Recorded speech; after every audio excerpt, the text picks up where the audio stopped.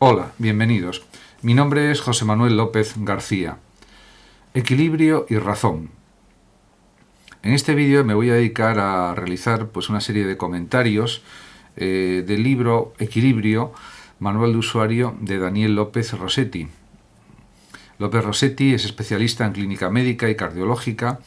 También es experto en el diagnóstico y tratamiento del estrés y, además, es profesor titular de la Cátedra de Psicofisiología en la Universidad Maimónides de Buenos Aires, Argentina. Me dedicaré a realizar una serie de comentarios siguiendo, de alguna manera, la tradición de la filosofía clásica, por ejemplo, de Averroes con su exposición de la República de Platón, o de Tomás de Aquino, que fue también otro gran comentarista, y de otros filósofos que también fueron grandes comentaristas, como por ejemplo también Alberto Magno y otros muchos pensadores. Simplemente voy a realizar unas reflexiones, comentarios o explicaciones y dar mis propios planteamientos acerca de algunas ideas que aparecen en este libro. Realmente se puede decir que, como ya señalaba Virginia Woolf, y la cito literalmente a Virginia Woolf, la vida no es una serie de lámparas de calesa dispuestas simétricamente. La vida es un halo luminoso, una envoltura semitransparente que nos recubre desde el principio de la conciencia hasta el final. Tal como yo interpreto esta frase o la entiendo, considero que en cierto sentido tiene razón Virginia Woolf, esta gran escritora, porque en efecto es un continuo la vida y no podemos fragmentarla en miles de partes o millones de partes o centenares de millones de partes, porque todo está atravesado por la consciencia, por el pensamiento, por las emociones, por los sentimientos, y en este sentido eso engloba todos los contenidos, todas las experiencias, todas las sensaciones, todos los conocimientos que vamos adquiriendo a lo largo de la propia existencia, y por tanto diríamos que el punto director o simplemente el principio fundamental es el de ser conscientes de lo que vivimos, de lo que hacemos, de lo que pensamos, de lo que decimos, etc. No en vano, como también dice López Rossetti,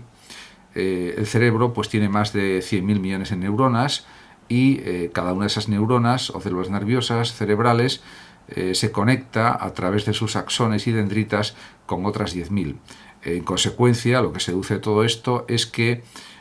la recombinación de conexiones neuronales entre las nuevas que se van formando y otras que desaparecen, pero sobre todo con las nuevas, es una reconexión neuronal o una capacidad de conexión neuronal realmente infinita. En este sentido, diríamos, el funcionamiento cerebral a nivel neuronal es prodigioso, porque supera a lo conocido en cualquier ordenador. En este sentido, en cuanto a la capacidad combinatoria, fundamentalmente.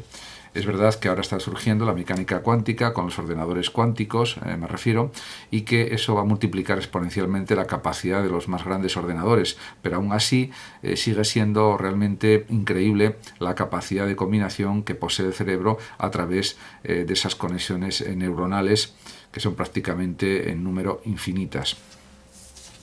Pero además también cabe expresar que la actividad intelectual, la actividad mental, es la base para, diríamos, que un buen mantenimiento de la mente, de la inteligencia, porque diríamos que el mantenimiento en buen estado de las neuronas no solamente requiere una buena alimentación, basada en alimentos diversos, que pueden ser frutas, legumbres, pescado, etcétera, sino que también se precisa de una adecuada actividad de la mente, porque eso facilita, diríamos, el que se mantenga una memoria en mejor forma, y que por lo tanto eso sea algo positivo para, diríamos, la salud del cerebro y para el funcionamiento cerebral de forma general.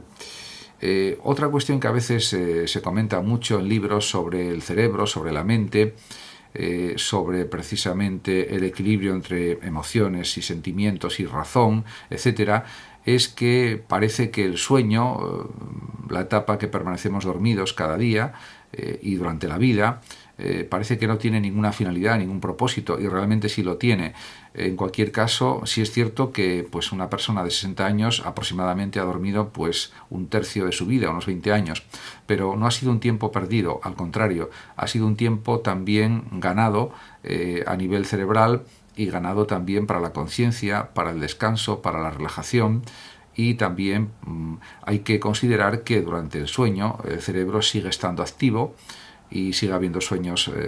de alguna manera, sueños por supuesto nocturnos, porque está el sueño a veces la ensoñación diurna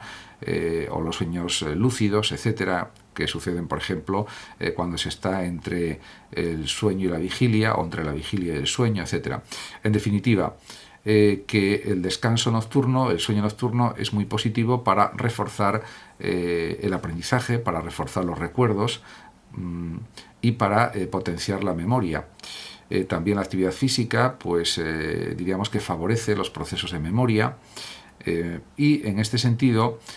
se puede decir que el cerebro siempre está en funcionamiento, al igual que el corazón. En este sentido son dos órganos vitales para cada ser humano y que siempre están en actividad. Por tanto, podemos decir que el conjunto de la vida racional y de la vida emocional forman un todo único, hay una sola mente, y también hay que considerar que lo emocional y lo racional diríamos que se intercomunican, se integran en cierto sentido, y lo que debe ser preciso es buscar un equilibrio entre razón y emoción, o entre razón y sentimientos. En cualquier caso, también el propio López Rossetti insiste en la cuestión de la interpretación de las emociones que tienen las personas y en nuestras propias emociones, por supuesto, y dice lo siguiente: la interpretación de la emocionalidad de quienes nos rodean, observando las expresiones faciales, la postura corporal, el tono de voz, pues eso podemos decir que es realmente relevante e importante, porque comunicamos mucho también a través de los gestos, del tono de voz, de las formas de habla, de la expresión del rostro que manifestamos ante los demás, y esto da lugar a que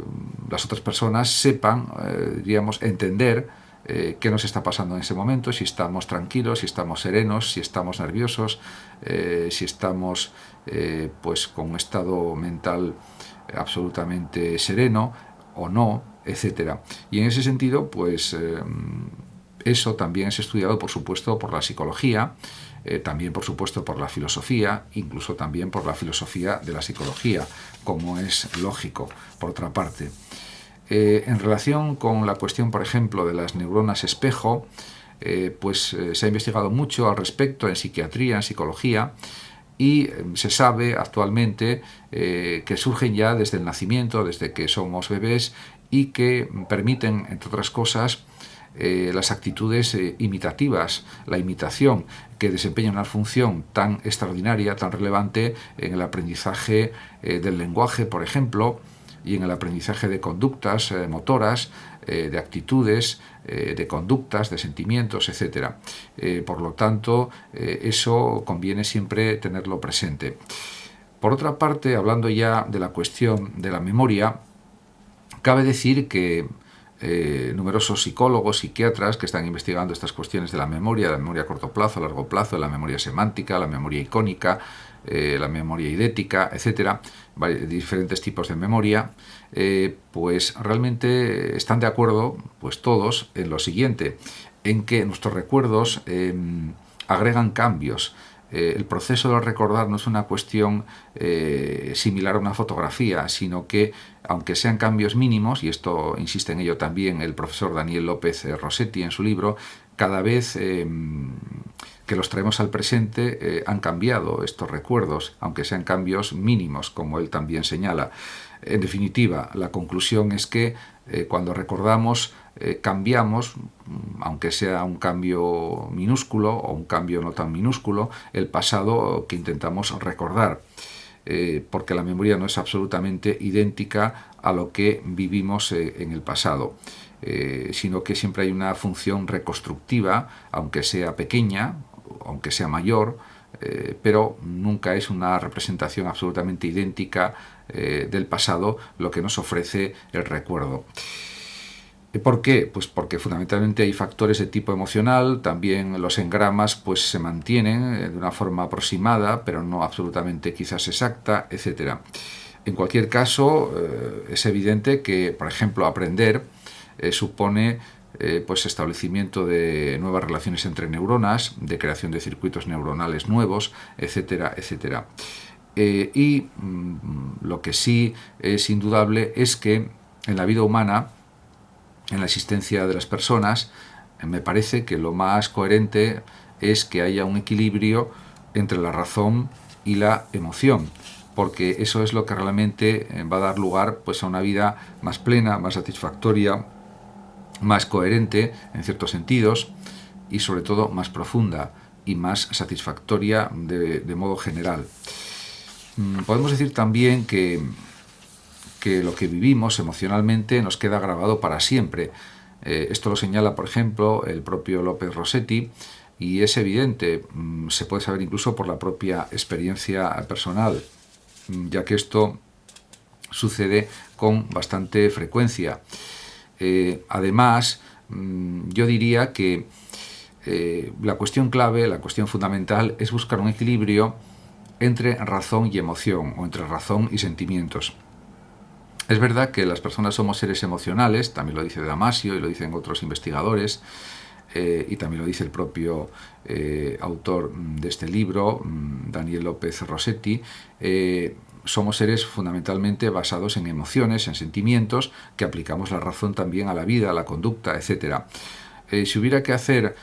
pues una especie de combinación